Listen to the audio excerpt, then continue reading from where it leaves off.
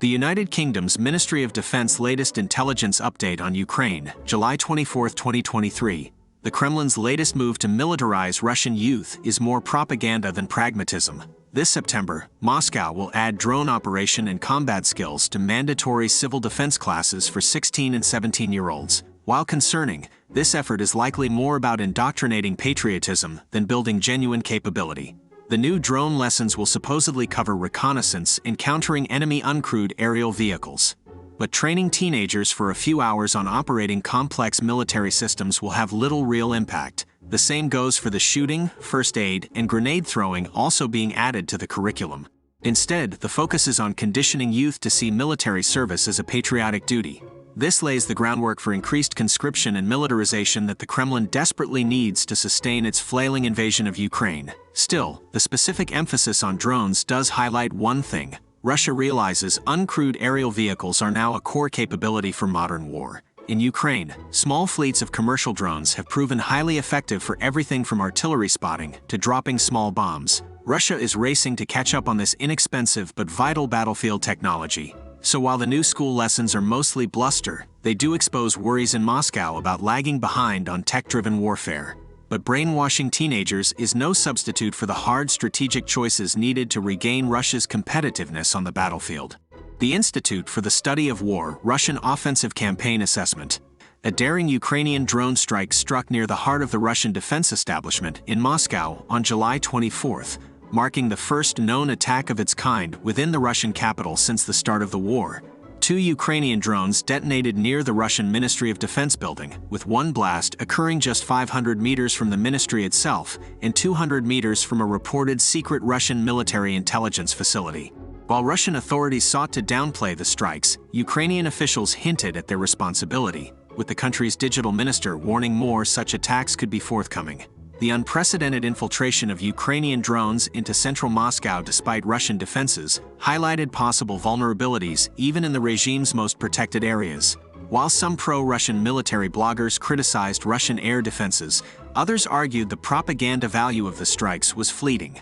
The strikes underscored Ukraine's determination to bring the war to the enemy's doorstep.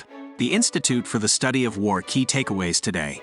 Ukrainian forces struck Russian military positions in occupied Crimea on July 24th, temporarily disrupting Russian supply lines through the peninsula.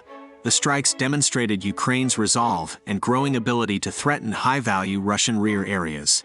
Seeking to limit damage from Russia's withdrawal from the Ukraine grain deal, its attacks on Ukrainian grain infrastructure, and his avoidance of the BRICS summit due to war crimes charges, Russian President Vladimir Putin published an article defending Russia's reputation in Africa. However, Russia's wanton attacks on Ukrainian food exports undermine its standing on the continent. Overnight on July 23-24, Russia continued its ruthless campaign targeting Ukrainian civilian infrastructure, carrying out another drone strike on port facilities in Odessa. The strikes aimed to strangle Ukraine's economy and export capabilities, exacerbating global food shortages, though Ukraine's defenses have managed to mitigate their impact. The events underscore Russia's isolation and desperation as Ukraine gains strength, but Russia will likely continue its brazen attacks on Ukrainian civilians and infrastructure undeterred. Ukraine's counteroffensive gained ground on multiple fronts on July 24th, even as fierce fighting continued along entrenched lines elsewhere.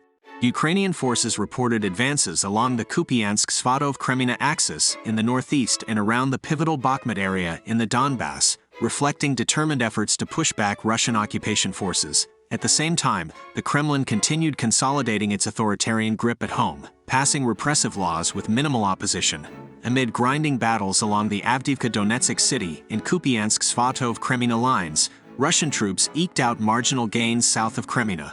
But Ukraine's ongoing counteroffensive highlights its army's initiative and morale, while Russia relies on brutal, overwhelming force to make incremental progress. Ukraine's advances point to its potential to roll back Russia's occupation, while the Kremlin's tightening domestic political controls cannot mask Russia's underlying vulnerabilities.